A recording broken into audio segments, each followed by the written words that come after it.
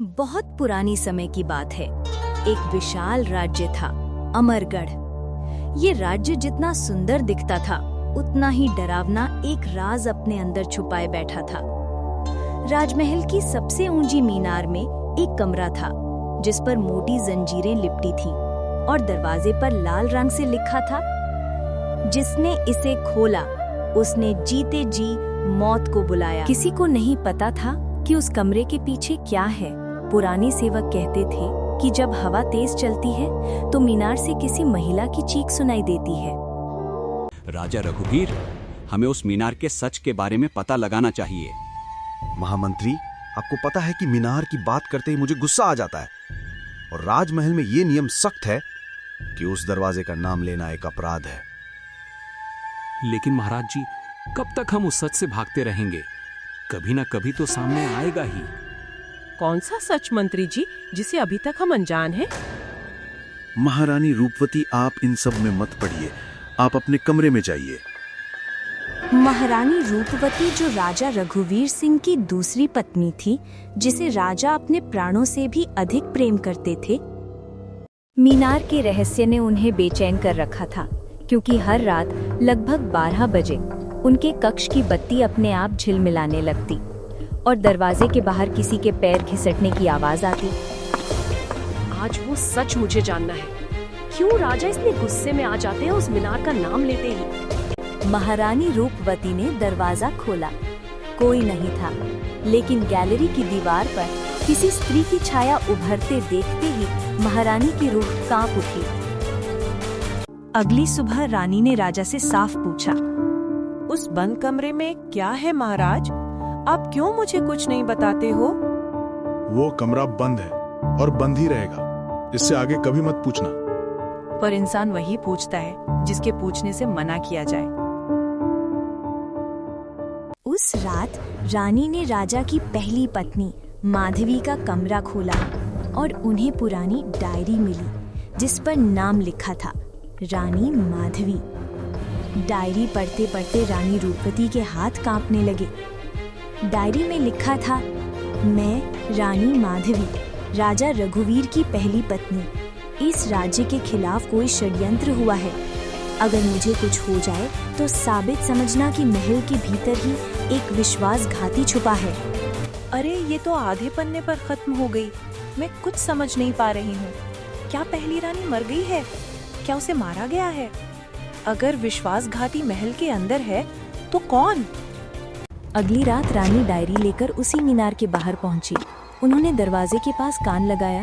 धीमी टूटी आवाज में किसी महिला के रोने की आवाज आ रही थी। अगर कोई है तो मुझे जवाब दो। रानी कुछ समझ पाती कि तभी राजा ने उनके कंधे पे हाथ रखा। वे मुड़ी। राजा की आंखों में गुस्सा नहीं बल्कि डर था। रूपवती, तुम सच जानना चाहती हो तो सुनो, उस कमरे में कोई भूत नहीं, वहां एक जिंदा इंसान है। क्या जिंदा इंसान? लेकिन क्यों? मेरी पहली रानी माधवी है, जिसे मैंने कैद करके रखा है। लेकिन सबने कहा था वो मर चुकी है। वो मरी नहीं, वो गद्दार निकली। उसने पड़ोसी राजा से मिलकर मुझे मारने की साजिश की। उसके अपने ही शब्द डायरी में, थोड़ा झूठ थोड़ा सच, ताकि दोष किसी और पर जाए। अगर वो निर्दोष हुई तो? अगर मैं गलत हुआ तो वो आज भी मेरी मौत का इंतजार कर रही होगी, और अगर सही हुआ तो मैंने एक गद्दार को कैद किया। तो सच्चाई पता करना जरूरी है। राजा कुछ बोल पाते उससे पहले मीनार के कमरे की जंजीर अपने आप टूटकर गिर गई। दरवाजा धीरे धीरे चरर की आवाज के साथ खुला। अंदर अंधेरा था। एक धीमी फुसफुसाहट, मैं किसी की प्रतीक्षा में हूँ। रानी ठिठक गई। राजा का चेहरा पर साफ साफ डर दिख रहा था। कमरे के कोने में जंजीरों में बंधी एक स्त्री बैठी थी। उसने सिर उठाया और बोली, रघुवीर, आप आ ही गए। मुझे पता था आप मेरे पास जरूर आओगे। राजा आवाज सुनते ही पीछे हटने लगे। रानी सच्चाई जानने के लिए आगे बढ़ी। वही कहानी खुलती है। आप क्या सच में गद्दार थी? चुप रहो। तुमने मेरे राज्य से गद्दारी किया है, उसी की सजा मिली है तुम्हें। अगर बोलने देती तो शायद मेरा जवाब इतिहास लिख देता। मैंने गद्दारी किया या आपने? हमें सच जानना है, पूरा सच, दोनों की तरफ से। पहले ये जंजीरों को खोल दो। जंजीरें नफरत की होती हैं, सच की नहीं। रूपवती ने धीरे धीरे जंजीरें खोल दी। तो सुनो, सच क्या है। 50 साल पहले अमरगढ़ में अकाल पड़ा था। लोग भूख से मर रहे थे। मैं पड़ोसी राज्य से मदद मंगाना चाहती थी, मगर रघुवीर को मंजूर नहीं था। उन्हें लगा मैं उनकी सत्ता कमजोर कर रही हूँ। माधवी, तुमने मेरे दुश्मन से हाथ मिलाने की कोशिश की। हाँ, मैंने की, क्योंकि आपके मंत्रियों ने सच छुपाया है। आपसे बोला गया कि मेरी सेना खजाना चुराकर भाग रही है। मतलब महल में ही कोई गद्दार है? वो अभी भी हैं, महल के अंदर ही। 50 साल कैद में रहकर भी कहानी वही। कहानी नहीं, सबूत है मेरे पास। माधवी ने फर्श के टूटे हिस्से की ओर इशारा किया। वहाँ से एक पत्थर हटाओ, अंदर से एक लोहे का पुराना संदूक मिलेगा। राजा और रानी दोनों ये बात सुन के हैरान हो जाते हैं।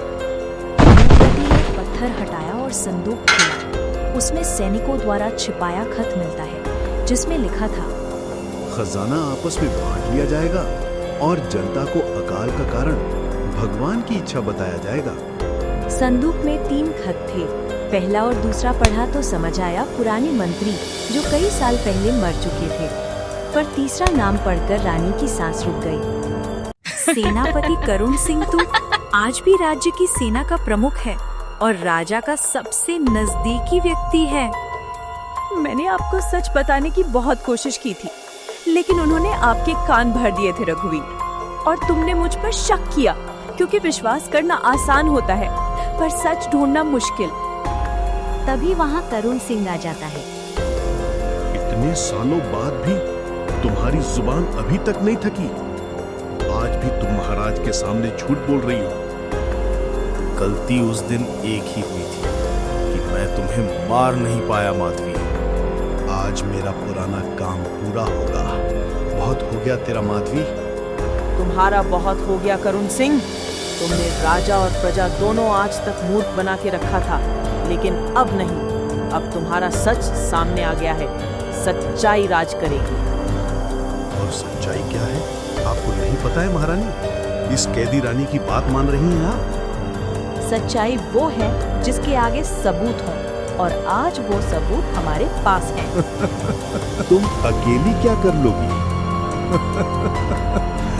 मेरा महारानी रूपवती, अब तो मैं तीनों को मार अपना सपना पूरा करूंगा। मेरा अधूरा सपना पूरा होगा। मैं अकेली नहीं हूँ करुण सिंह। महारानी रूपवती ने खिड़की की ओर इशारा किया, क्योंकि आज रानी ने पहली बार राजा के बिना सेना को बुलाने का आदेश दिया था। करुण सिंह ने बाहर देखा। उसकी आंखों में पहली बार डर था। महारानी रूपवती ने खिड़की की ओर इशारा किया। पहाड़ों से जोर से ढोल बजने की आवाज आई। किले के बाहर सैकड़ों सैनिक मशाले लिए खड़े थे। उसने भागने की कोशिश की, पर एक सैनिक ने तलवार से रास्ता करुण रोका। सिंह, तुम अब चारों तरफ से घिर चुके हो। राजा के सिंहासन का असली वारिस राज्य का सच होता है, ना कि वो जो ऊंचे पद पर बैठकर सत्ता का गला घोंटने वाला। तुम मुझे नहीं रोक सकती महारानी। तुम्हारा अपराध 50 साल पुराना नहीं, तुम हर पीढ़ी की चीख हो। उसी वक्त माधवी आगे आई। करुण सिंह को सैनिकों ने पकड़ लिया। राजा की आंखें नम थीं, पछतावे और गर्व से भरी हुई। आज मुझे समझ आया, राज्य तलवारों से नहीं चलता, न्याय से चलता है। रानी ने माधवी की ओर देखा। राज्य आज से आपका न्याय लौटाता है। सुबह के सूरज ने सदियों से बंद उस मीनार को रोशन किया। गेट खुले, हवा ताजी थी, जिंदगी दोबारा मिली। माधवी ने बाहर कदम रखे। आंसू बह रहे थे, पर चेहरा मुस्कुराता था। और लोगों ने पहली बार देखा, एक नहीं 2 रानियां एक साथ सिंहासन के सामने खड़ी थीं और उनके पीछे पूरा राज्य।